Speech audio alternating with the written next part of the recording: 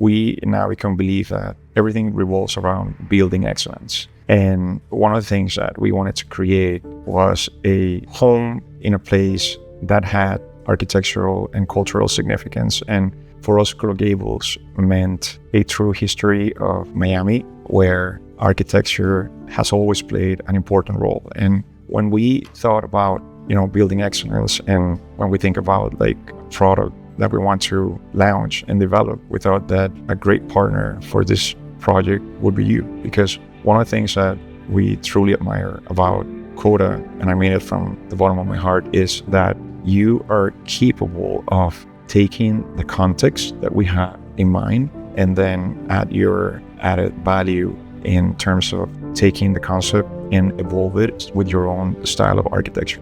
When we first met, one of the things I remember telling you is we wanted to have an architecture that looked at the past, because we truly feel that the base, in this case of Coral Gables, has so much influence in French architecture, Dutch, Spanish. Anyways, we wanted to use that as the anchor base and then evolve into what the future of Coral Gables could look.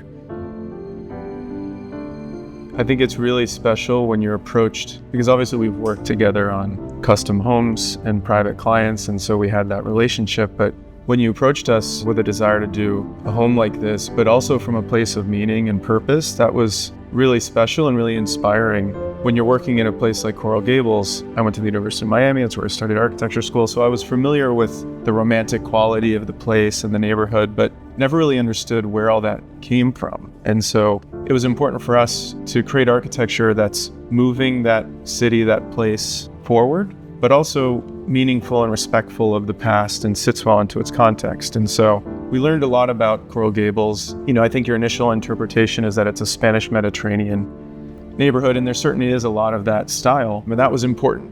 At the early days of the development of Coral Gables, it was sort of a style that you could romantically advocate and advertise to people in the north who are dealing with winters. Imagine these postcards with these beautiful watercolors of these Spanish Mediterranean villas in a tropical setting. But then after the Great Depression, it turned out that I think that previous year, Coral Gables had sold like 3,000 homes. That next year after the Depression, they sold 3. And so George Merrick, the founder, had to really rethink a way to get people excited about Coral Gables in South Florida again. And so he came up with this concept you mentioned of the different villages. And I think originally his vision was for 14. Today there lives about 7. And where this project is set within is what they call the French Country Village. And so you can, as you walk through Coral Gables or drive through Coral Gables, you can get that sense of incredible landscape and that tropical feel, but also this really sort of old world style and almost a more formal sort of architecture to the buildings. So we really looked at that French country style, and as you can see, one of the most indicative elements of that style were these sort of bookended chimney elements and the mansard roof that sort of flares out as a peak, as well as the kind of architectural order on the front, the sort of formality to that, the use of bricks. So these are sort of the key ingredients to that style, but as you know, we wanted to sort of bring it forward to today. So we looked at, this idea of a kind of cast terracotta or concrete brick, materials like exposed concrete rather than stone on the chimneys. Could we use an exposed concrete that's more of a material expression of today? But the real order of the architecture, the proportions of the architecture allow it to really seamlessly fit into its context. And that was important, I think, to both of us. That was one of your early sort of requirements, but also the building is responsive to its climate too. So, we really studied the way that the sun moves across the lot and the building actually opens and sort of turns to make sure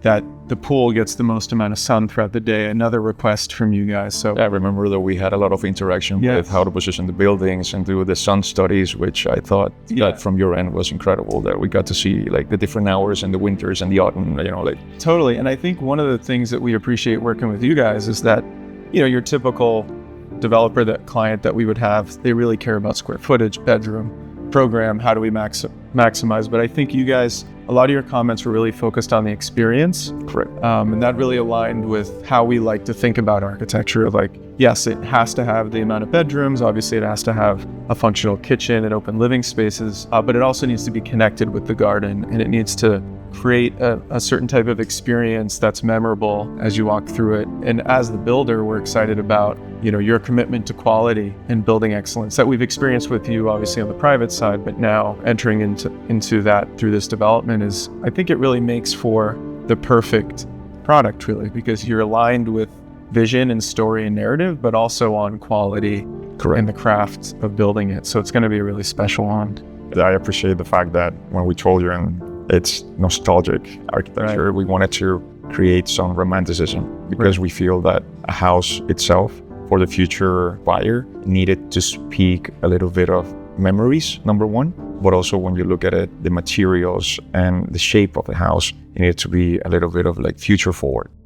One of the things that we love about this particular lot is that we were able to get a corner lot. So the specific purpose to that, at least from our end, was we want the architecture to speak from different angles. So definitely the front facade and the equilibrium that you have in the symmetry plays a very formal and important role. But then, when you see the house from this angle and you have the exposed concrete and you have the stair elements and the buildings detached, and the fact that you get to see the beautiful shape of the roof.